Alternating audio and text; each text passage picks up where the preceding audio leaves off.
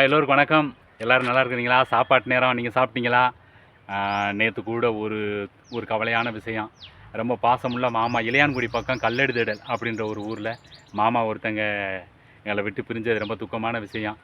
அந்த நல்லதுக்கு போகாட்டாலும் கெட்டதுக்கு போகணும். அங்கே போனால் அவங்கள பற்றி அந்த நல்ல விஷயங்களை ஃபுல்லாக சொல்லுவாங்க, கெட்ட விஷயங்களையும் அப்படி லைட்டாக சொல்லுவாங்க. அதுகளை பார்த்து நம்ம நல்ல விஷயங்களை நம்ம எடுத்துக்கலாம். இப்படி இருக்கணும், இப்படி இருக்கக்கூடாதுன்றதை கூட ஒரு பாடம் நம்மளுக்கு கற்பித்து கொடுக்கும். அதுபோல் மாமா அவங்களுக்கு 4 பசங்களும் ஒரு பொண்ணும். ரொம்ப நல்ல ஒரு ஜாலியான டைப் அவங்க எல்லாருமே. ஒரு சந்தோஷமாக பேச, சிரிக்க, அந்த இடத்துக்கு அவங்க இருக்கிற இடத்துக்கு போயிட்டா நம்ம அந்த இடத்த விட்டு படக்குன்னு கடந்து போயிட முடியாது. அப்படி ஒரு சிரிக்க வைக்க சந்தோஷமாக இருக்கிற இடம். பிள்ளைகளை நல்ல ஒரு ஒற்றுமையாக, ஆமாம், பிள்ளைகளை ஃபுல்லாக நல்ல ஒரு ஒற்றுமையாக அந்த மாமா அத்தை வளர்த்தாங்க. அது ஏன்னா இப்போதைக்கு பிள்ளைகளாக இருக்கிறவங்கெல்லாம் ஒன்றோட ஒன்று ஏதாவது ஒரு பிரிவினையாகி பேசாமல் இருக்கிற காலத்தில் இப்படி ஒற்றுமையாக இருந்தது ரொம்ப சந்தோஷமாக இருந்துச்சு. அங்கே போய் பார்த்தா அந்த கை கொடுக்கறதுக்காக அந்த மகன்களாக இருக்கிறவங்க வரிசையாக நிற்பாங்க எல்லா இடத்துக்கள்லையும். அங்கே போய் வரிசையாக ஒரு 10 பேர் மாதிரி அப்படி லைனாக நின்றாங்க. 4 பசங்க தானே என்னன்னு பார்த்தா அந்த பெரியப்பா பசங்க, சித்தப்பா பசங்க. ஏன்னா இவங்களோட ஒற்றுமையை விட இன்னும் அதிகமாக அந்த இடத்துல இருந்துச்சு. அவங்களும் கூட நானும் உங்கள் கூட இருக்கேன்னு சொல்லிட்டு அந்த அண்ணன் தம்பிகளோட வரிசையாக ஒரு 10 பேர் நின்றது இன்னும் ஒரு சந்தோஷமாக இருந்துச்சு.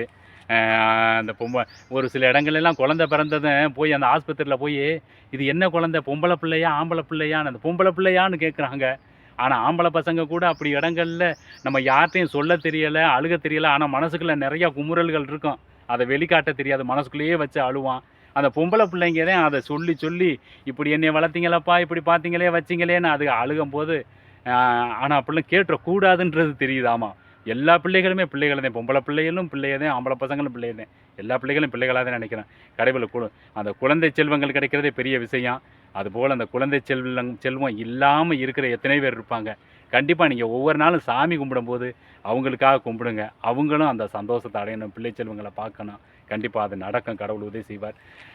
அதுபோல் அந்த மாமா கடைசியில் அந்த அவங்க உயிர் விட்டு போகும்போது கூட என்ன நினச்சிருப்பாங்க, நம்ம பிள்ளைகள் ஒற்றுமையாக இருக்கிறாங்க, ஒன்றும் பிரச்சனை இல்லை, பொழைச்சிக்கிடுவாங்க அப்படின்ற ஒரு சந்தோஷமான எண்ணத்தில் தான் போவாங்க.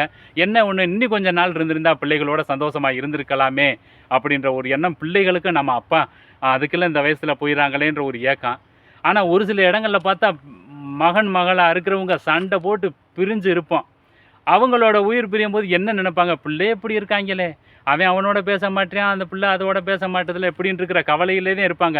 ஆனால் ஏதாவது ஒன்று ஆனதுக்கப்புறம் அந்த ஊருக்காரவங்களோ ஒரு முக்கியமானவங்களோ என்ன பண்ணிடுறாங்க, எப்பா இப்படியே யாரை இருக்க போறியா, இன்னும் ஒரு தடவையாக பிறக்க போறியன்னு சொல்லிட்டு எப்படியோ பேசி முடித்து சேர்த்து வச்சுறாங்க.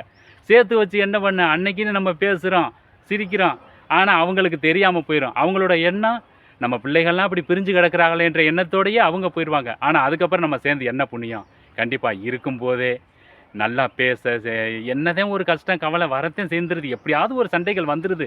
ஆமாம், அந்த அண்ணன் தம்பி அக்கா தங்கச்சிக்குள்ள வந்துடுது. கொஞ்சம் முடிஞ்ச மட்டுக்கும் பேசிக்கங்க, வச்சுக்கங்க, எல்லோரும் ஒன்றா இருங்க, அதுக்கே முயற்சி பண்ணுங்க.